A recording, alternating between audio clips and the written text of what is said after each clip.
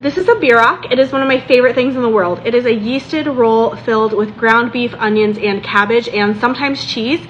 They are really popular in my hometown. I'm from Hutchinson, Kansas. There's a large population of German Mennonite there, and they're also popular in other parts of Kansas as well as Nebraska. Sometimes people call them a Runza. Let me show you how to make them. I'm making a double batch of bierocks because they freeze really well and I want to stock my freezer, but a single batch will make 12 bierocks, and I will give you amounts for a single batch here on the screen, or you can find the full recipe on the Baker Betty website. Just Google Baker Betty bierocks recipe. While my yeast is waking up, I am going to throw the rest of my ingredients into my stand mixer bowl. You can do this by hand, you can do this in a bread maker, you can do this in a stand mixer. I'm just going to use my stand mixer today. I'm using bread flour, but you can use all-purpose flour, and then I'm adding the sugar. It's not enough sugar to make a really sweet dough, just a little bit of sweetness.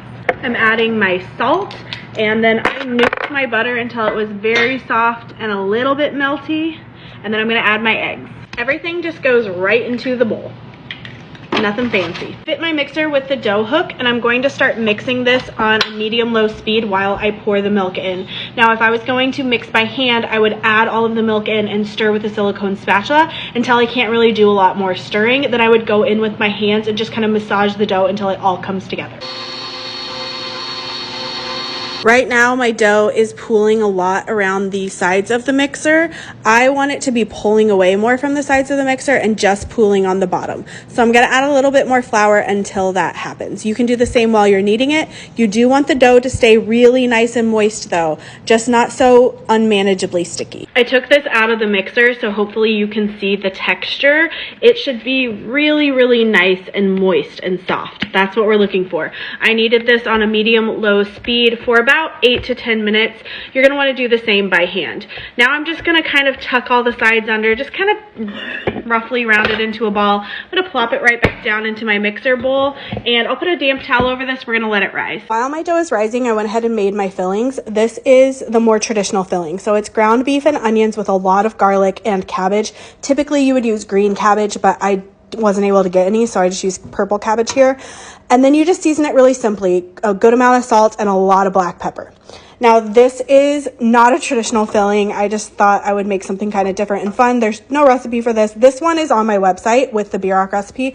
This I just kind of made it up as I went. I did onions, ground beef, and then I added a bunch of bell peppers and jalapeno peppers.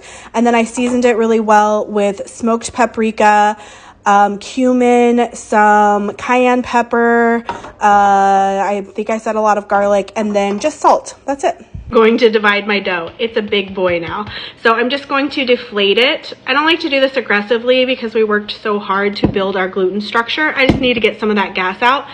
And then typically I would divide this just by eyeballing it since it's just for me and my husband.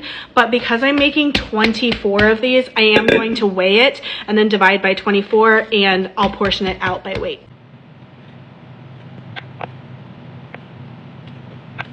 I'm just taking a piece of dough that I just kind of rounded into a ball, and I am going to roll this out. It doesn't need to be perfect. It doesn't even need to be that thin because this dough is stretchy and it will stretch around the filling. I also added some shredded cheese after this filling has cooled. I did shredded cheddar. You can do whatever you like. And I'm going to take a pretty heaping 1/4 cup spoonful, and then all I'm going to do here is just kind of pull the dough up around it and meet in the middle. And then I pull the other two sides kind of up to meet. So you have sort of this little kind of bow bun looking situation. And then just make sure all of the seams are coming in and being really nicely sealed together here. And then you're going to put it seam side down. And I put plastic wrap over these while they are resting while I fill the rest.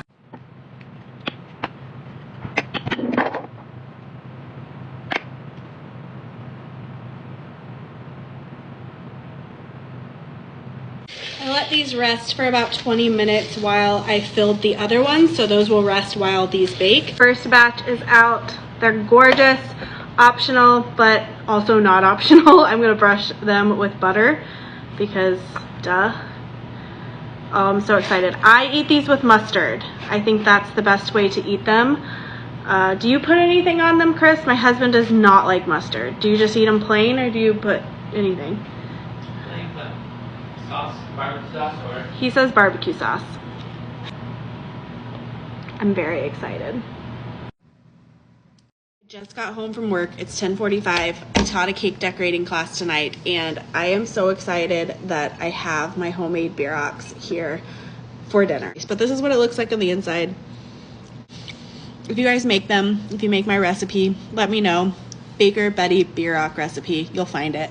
Got one of my homemade bieroks to work today. This was from my freezer. So after I bake them, I just let them cool completely, and I store them in freezer Ziploc bags, and I store them for like up to 3 months.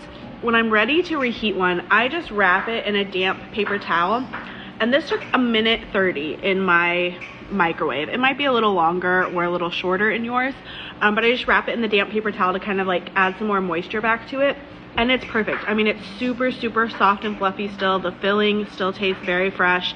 They reheat so well. Somebody asked me if I ever did it in the oven or the air fryer.